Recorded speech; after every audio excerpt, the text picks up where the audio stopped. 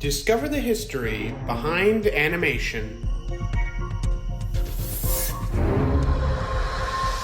Filled with imagination, innovation, and creativity.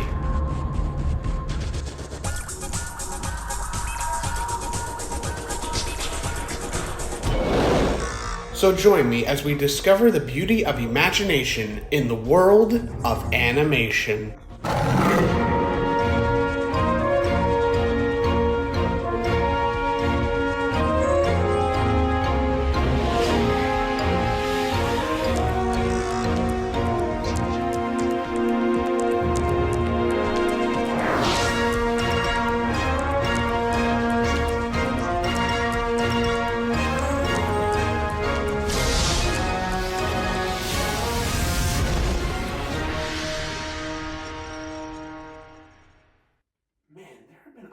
Great films throughout the years.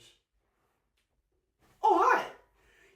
Throughout many years, from 2006 to 2009 to 2016 to 2023, all of those years have had some amazing animated films, especially with some well-known studios like Blue Sky, Nickelodeon, Aardman, Sony, and surprisingly DreamWorks.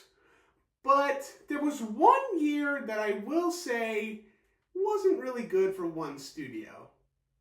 It was in 2011 when every other studio was beating one well-known studio. And sadly, it was Disney.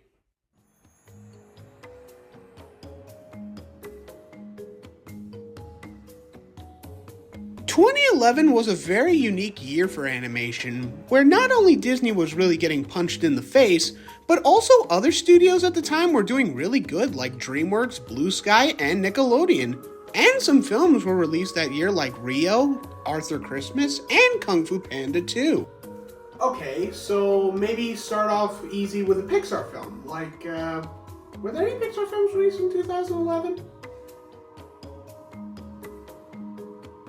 Ah, sequel to Cars, okay. I mean, that should be a great idea for a sequel, right?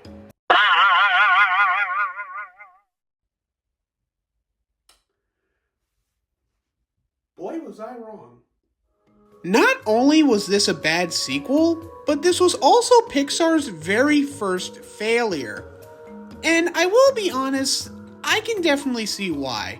It just shares the same kind of spy story you would hear in other spy films like Spy Kids, the Johnny English films, or Spies in Disguise, but at the end of the day, I found it to be okay.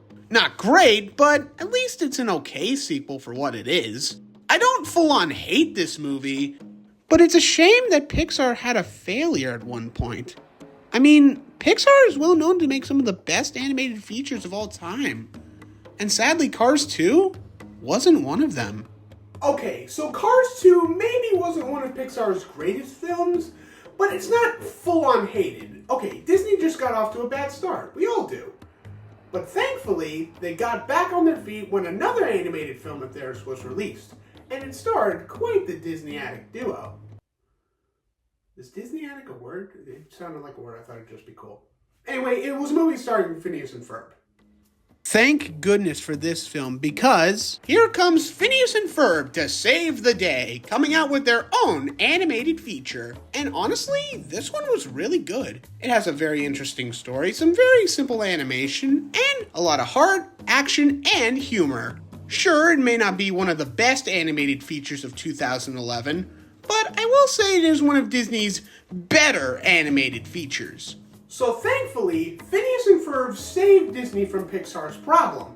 And thankfully, they found a way to get back on their feet. Until...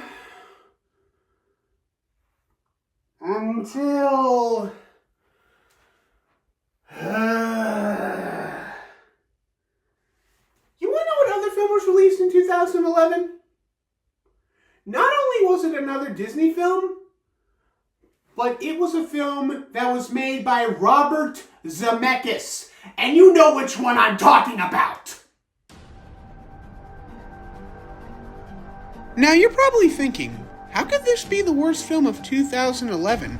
I mean, it's just a harmless motion capture animated feature. So how could this be one of Disney's worst?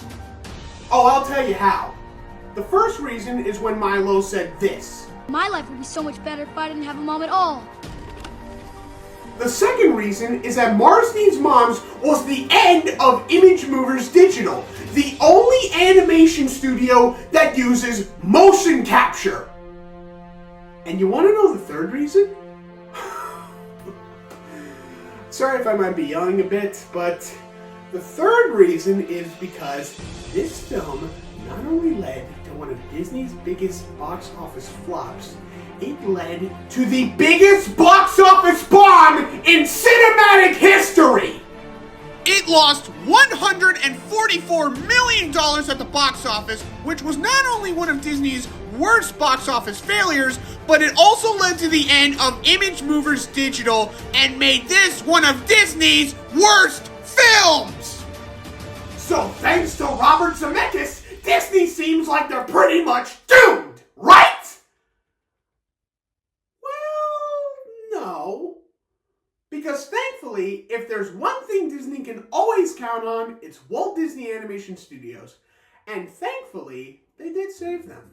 Just when you thought all hope was lost, you can always count on Walt Disney Animation Studios to make a well-known animated film. And thankfully, they did. What's also considered as the final 2D animated feature by Walt Disney Animation Studios, Winnie the Pooh is still a beloved classic even to this day.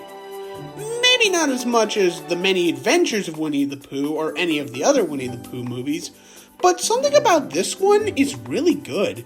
Either it be from the story or the animation or the voice actors or the songs, I could always consider this one to be one of my favorites.